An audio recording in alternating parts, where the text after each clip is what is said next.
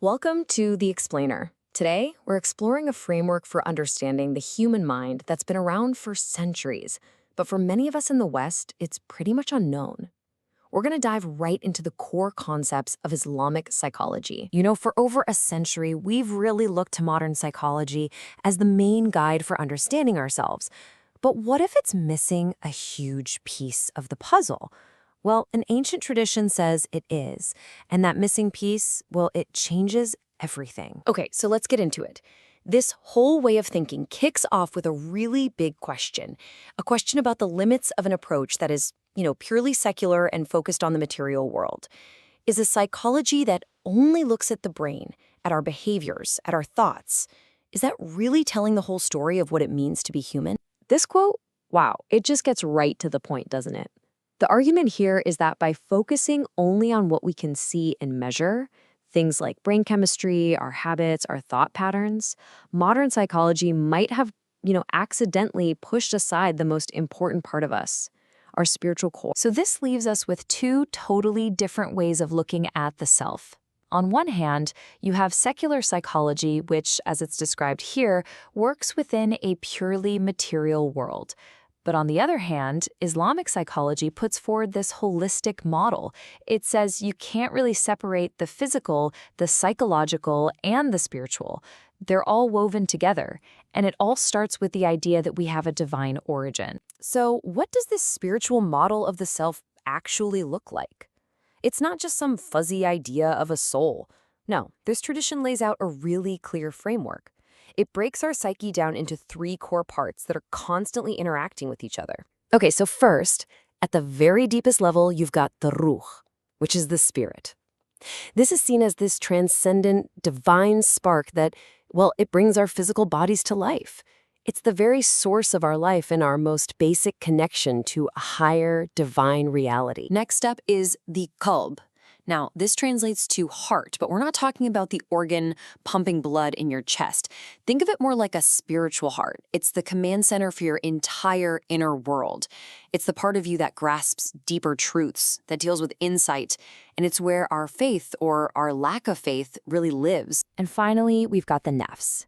This is the part of us we're probably most familiar with day to day. It's our sense of I, our self or our ego. This is where our personality lives, our cravings, our emotions, all those drives and desires tied to our life here in the world. But here's the real key, the insight that ties it all together. It's about how these three parts interact. They are in this constant dynamic dance. The ruh is always pulling us toward the divine. The nafs is always being drawn to worldly things. And the qalb, our spiritual heart, it's the pivot point right in the middle. It can either turn toward the light of the spirit, or it can get dragged down by the desires of the ego. Which way it faces, that pretty much determines our entire inner. So with this model, our inner life isn't like some simple machine that you can just fine-tune.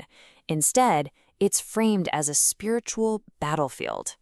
There's this constant struggle for control happening inside of us, a tug of war between our higher self and our lower desires. The condition of the qalb, the heart, is explained using this really powerful metaphor. A healthy heart is like a perfectly polished mirror. It's clear, it reflects divine light, and it sees the truth. But when that heart becomes diseased, clouded by negative thoughts or worldly attachments, it's like that mirror gets all tarnished and rusty. It can't see reality clearly. All it reflects is darkness. And our nafs, our self, it isn't static either. It's on a journey. The source material talks about three main stages. At the lowest level, it's the commanding self, just driven by raw, unchecked impulse. But with a little self-awareness, it can grow into the self-accusing self. That's our conscience, the part that sees its own mistakes and wants to do better.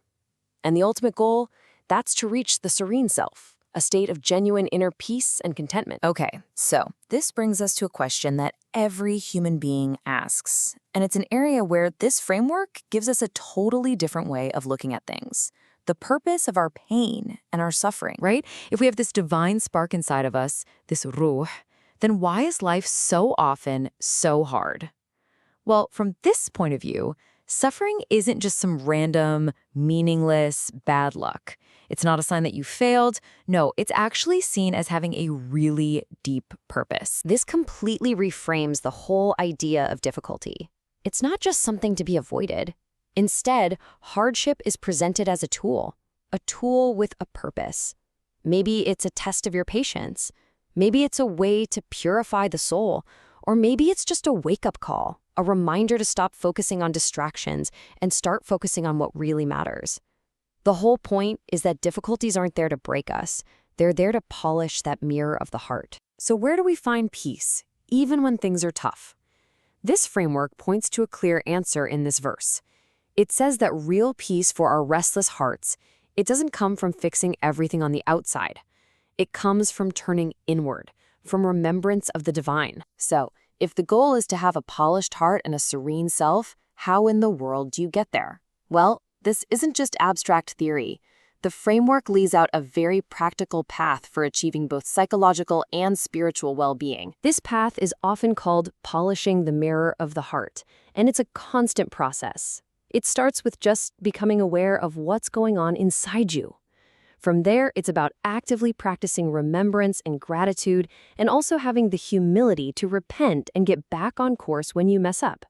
And all of that leads to cultivating a deep trust in a divine plan, which is said to be the ultimate cure for the anxiety of this world. And that brings us to the core conclusion of this whole framework. You simply cannot separate your psychological well-being from your spiritual health.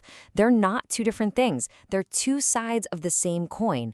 A healthy mind, a stable personality, a balanced emotional life. All of these are seen as the natural result of having a sound spiritual core.